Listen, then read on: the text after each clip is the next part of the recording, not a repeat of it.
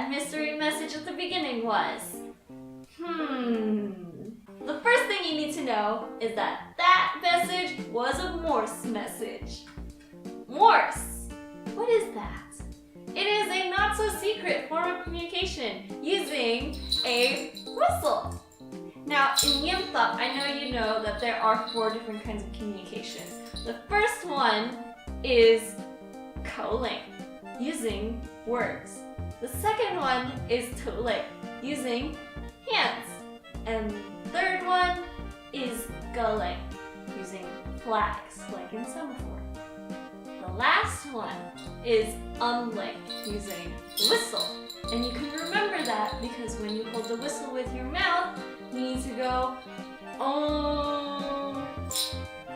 like that. Now, Morse uses 3 kinds of sounds to communicate, and it is very, very much based on how well you listen. Okay? Those 3 sounds are a thick, which is a short sound, a thea, which is a long sound, and silence, which is like that. So I know you might have heard Morse being used before in Tyunyi. For example, when Oni you're being called, you hear this. In Gang 2, if you're being called, then you hear that. And in Yasi, if you're being called, you hear that. And if you're in Hipsi, you would hear that. Now, since you're in Dukchimbefa, we have a separate Morse whistle for you. And it is that. Okay? So I know you're wondering, how do you receive Morse? Now that you know what it's made of, how do you get the message? Remember that Morse is made of 3 sounds: thick, thea, and quiet. Thick is recorded as a dot because it is a short sound and dots are short. Thea is recorded as a dash because it is a long sound and dashes are long. And the quiet sound is recorded as a slash, and its only purpose is to separate the letters. Now the letters are made of combinations of thicks and theas, and they can range from 1 thick or thea to 5 thicks and theas. Okay? Here's some tips and tricks to receive Morse like a pro. Number 1, you gotta practice, practice, practice. Number 2, stretch your hand so that it doesn't cramp up when you have to record long messages, and they might be really fast. Number 3, use a marker or a gel pen or something that's gonna make a really easy mark on the page. For situations where you're recording messages that are really long and really fast, you don't have enough time to make a pretty little circle for a thick. You just gotta press and go. Number 4, some people recommend to draw slashes on your paper beforehand. This is so that you don't have to waste time separating each letter when you're decoding it. Now, if Morse is about listening, I prefer, personally, to draw the slashes as I hear a silence. But to each their own. If you find it helpful, then go ahead. Advice number 5. If you get lost, don't stop. Please don't stop. Okay?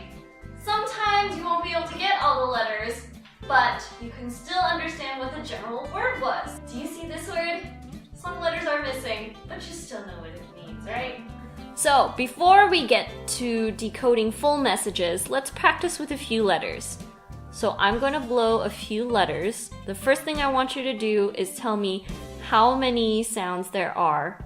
And the second, I want you to tell me which one is thick and which one is thea, and which order they're in. Okay? So we're going to do a few practice letters.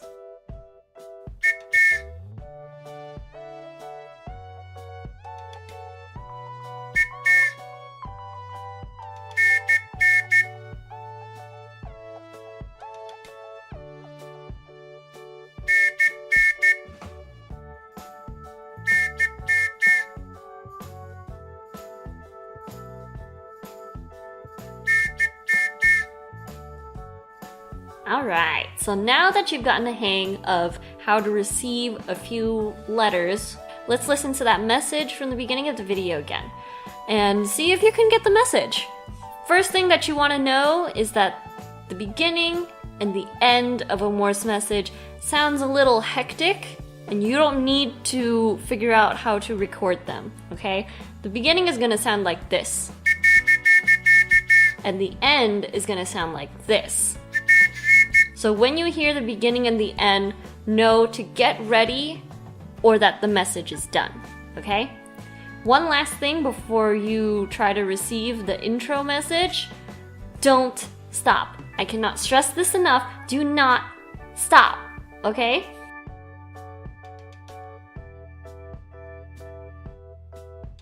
Okay, so now that you have your Morse letters in front of you, let's figure out how to decode those dots and dashes and slashes that you've taken down on your paper, okay?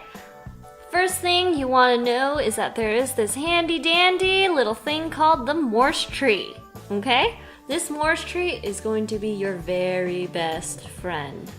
Trust me. So look at the first sound on your paper. Is it a thick or is it a thea? Depending on whether it is a thick or thea is going to determine where you start on the Morse tree. If it is a thick, you're going to look for this circle. Right here, this circle, okay? And you're going to focus on this side of the chart from now on, okay? If your first sound was a thea, you're gonna look for a rectangle, okay? It looks like a dash, it's a rectangle. So you're gonna go focus here on this side of the table from now on. Now, depending on how many sounds you have in your letter before the slash, let's say 3, okay? Let's say you have 3 sounds, a thick, and a thea. All right? We're gonna learn how to decode this letter on the Morse tree, okay? So your first sound, like we said, was a thick.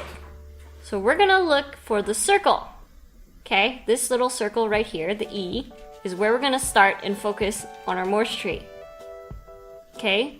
The next sound is another thick, so we're gonna look for another circle that connects to this E. We can't go left because it's a rectangle, so we have to go up over to this I right here, okay? Now, the last sound is a thea, right? So, we're gonna look for a rectangle, right? So, if we go up, that's not right, that's a circle, that's an S. And if we go left, yes, good job, that's the rectangle. And this letter is the letter U. Okay, we don't need to go anywhere else because there were only 3 sounds in this letter. A thick, and a thea. That makes a U. Now that you've decoded your message, you might notice that it says every day, right? What are these extra letters?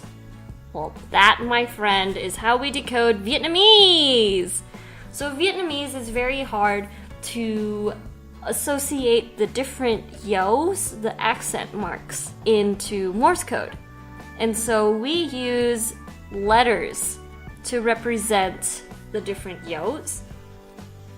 And here is a chart to help you decode that. For letters, they're always going to appear right next to each other. For example, AA is going to be the letter, okay? But for yos, they're going to show up at the end of the letter. So for example, this first word with the Q, that Q stands for a yo huyen, okay? So I hope this video was helpful in helping you to learn Morse. Goodbye.